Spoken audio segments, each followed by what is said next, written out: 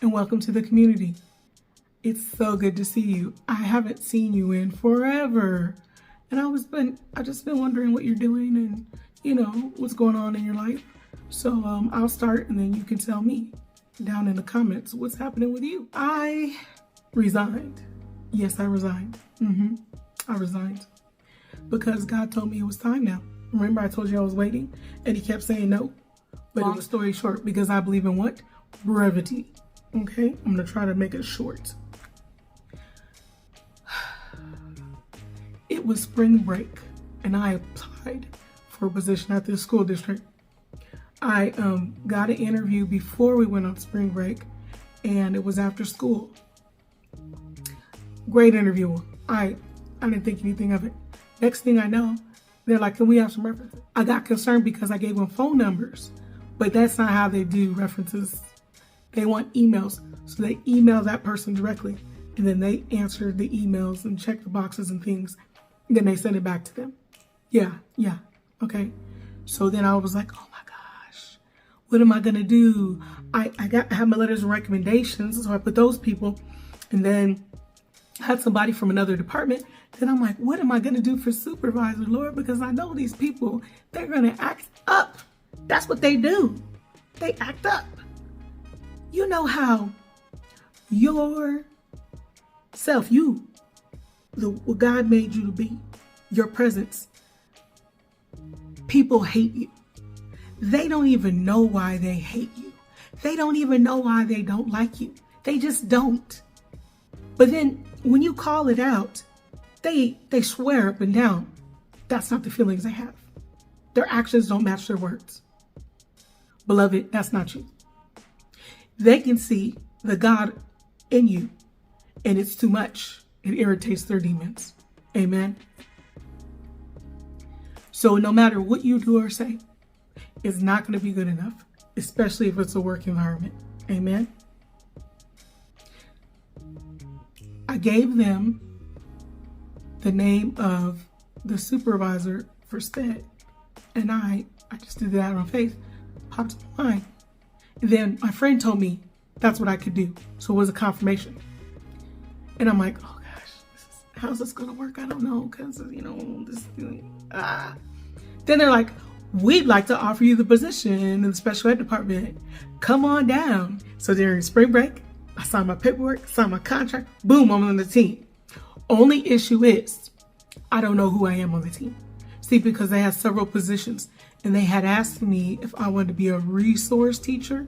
And beloved, I don't want to be a resource teacher because they have 25 kids on their caseload that are in gen ed that they see. Plus they do all initial testing for new kids who may qualify. And then they do triennial assessments. At least that's what they did in my other school district. But I want to do STC. That's what I did before. And that's what I told them I felt comfortable with. I do not feel comfortable going to middle school, and I don't do 4th and 5th grade. But 3rd grade down, I'm okay. I feel nervous when kids are as big as me or larger, because if they get angry, they don't mean to hurt you, right? But that happens sometimes. It's just the nature of the job I do.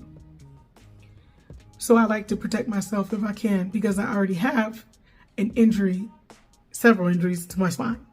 Okay, remember?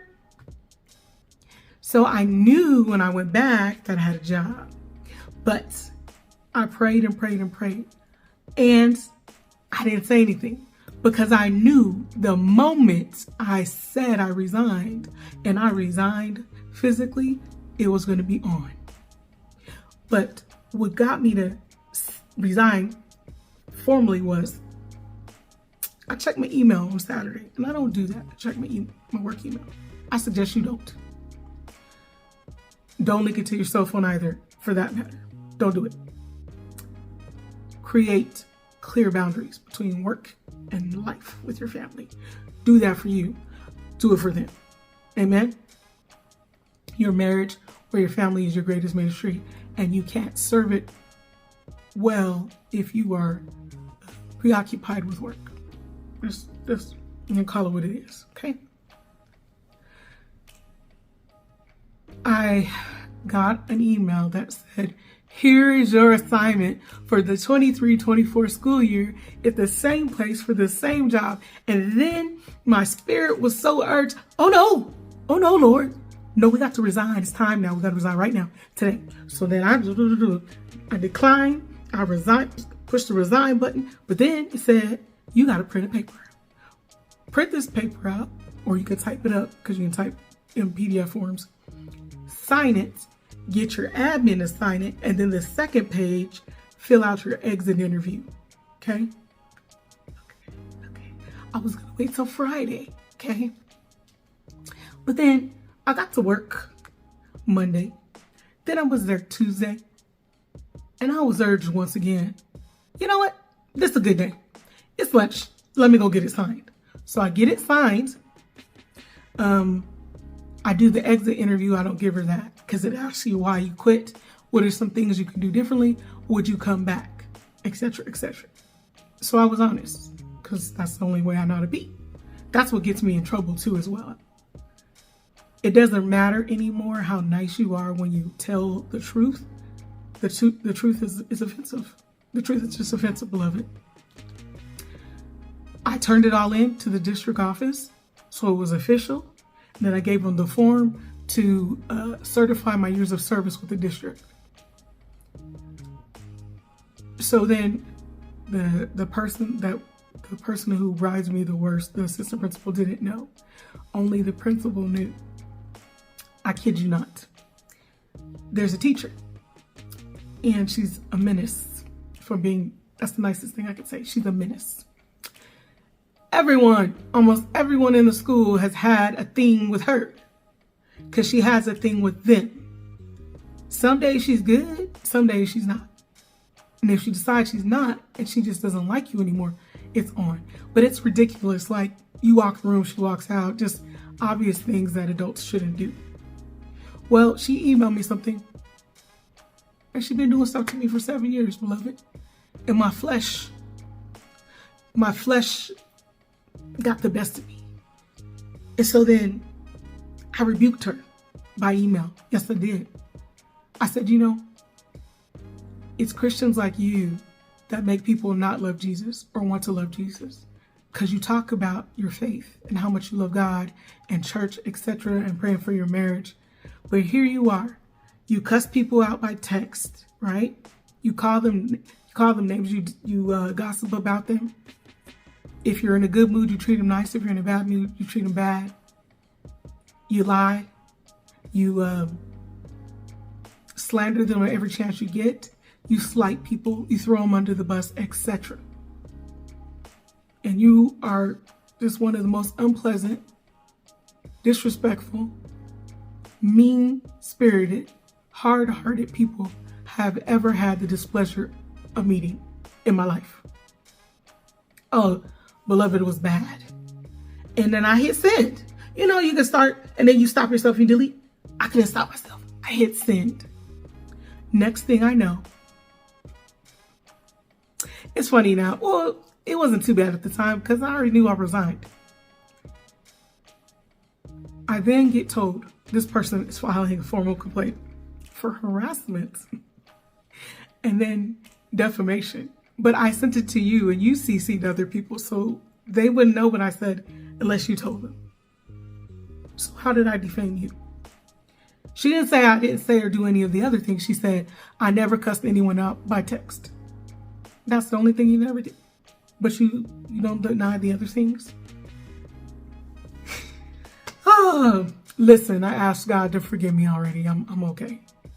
And I knew at that moment as well, I can't be here anymore. This place makes me act this way. I gotta go. Well, as soon as the assistant principal knew, it was on every day. So either it was this thing about this filed complaint or it was a thing. There was a few days before I left. We're switching classes. I cleaned my room. And I didn't need to because everyone's getting 14 extra hours, but I cleaned my room. and I moved everything like I should. I made sure every file was completed. Everything was filed. Everything was sent to parents. I did my progress reports and I sent them to be approved. I get to work. I'm told they're on the conference room table. I go there. There's stickies all over them. I bring them to my classroom. I look at them and I notice they're all blank. But then later on, because we have to check our email twice a day, it's in our contract. Later on, I notice there's an email and I'm on it. The program specialist is CC'd, the principal CC'd, and I think someone else, I don't know. Can you show Mrs. Ashitei how to properly do progress reports? Blah, blah, blah, whatever. What? So I answered, okay, all the people you CC'd, everyone. I said, I want to thank you from the bottom of my heart for confirming for me 2 days before my last day that I did the right thing when I resigned, that the thing God told me to do, that I was obedient to, was right. I don't understand what is wrong with you. Leaders don't take every opportunity they can to humiliate people in front of other adults by email, etc. I think I've been more than gracious. I did stick up for myself because I had to have you stop at a point. You've gone too far many times. And then you want to counsel me about what I said back to you when I essentially just asked you to stop. Instead of CCing everyone and writing me an email, you could have said, hey, Mrs. Ashitei, do you know your progress reports are blank? Did something happen? Well, yes, something did happen. I wrote them all. And I said, I've been doing these now for 8 years. Yes, 8 years. And I just didn't hit a button to affirm a button. So then I hit the button. They answered me. She did not. The principal came and answered me because that's what she does. She don't answer me formally. But the program specialist answered me and said, you are an excellent special ed teacher. Everyone in the office knows, the special ed department knows you are excellent. I wish you luck wherever you go. You will be the best wherever you go. I needed to hear that because I felt like the worst for a very long time. You don't go to work to cry for 30 minutes in the bathroom. You go there to do a job. Hopefully you can do it for the Lord and you can be an example to others. But sometimes the opposition is so great. The things that are going on there are so dark. Just they weigh on your spirit.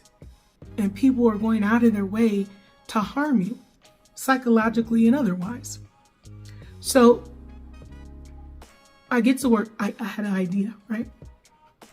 I'm going to say that's God again too. I just printed out all of them. And then my aides and we just addressed them. And I gave them to the kids who were there. Then the other ones, I put them in the mail slot to be mailed. Then half of them I could print out. And I filed them like I needed to. Because I had a feeling she wasn't going to print them out again for me. Because she was trying to slight me. Next day I come back. Nothing's on the conference table, right? Because they're all perfect. So then I print the rest out and file them. But I had done the other cubes 4 or 5 days prior. I finished my last IEPs. I got all my signatures. We're done. I'm looking forward to my new school district. So I'm going to be a new teacher all over again. God will bless you. And I believe, you can tell me I'm wrong, part of the reason you experience hardships is to appreciate the blessing that he has for you afterwards, beloved. It doesn't feel good when it happens. No, I'm sorry, it doesn't. But in the long run, you will be so much better for it if you can just endure and go through it. There's a lesson you need to learn. The lesson I learned is I can't do anything about people who don't like me. All I can do is be myself, try to be kind and respectful to others. When people are going left, I need to go right. If it's not the right place to go. If they're talking crazy to me and being disrespectful to me, just let it go. It's so hard to let it go. I've been letting it go for 7 years. But I just couldn't anymore. God forgive me. Sometimes people will say to you, because you're a Christian, to egg you on, what makes you so perfect? We are not perfect. No.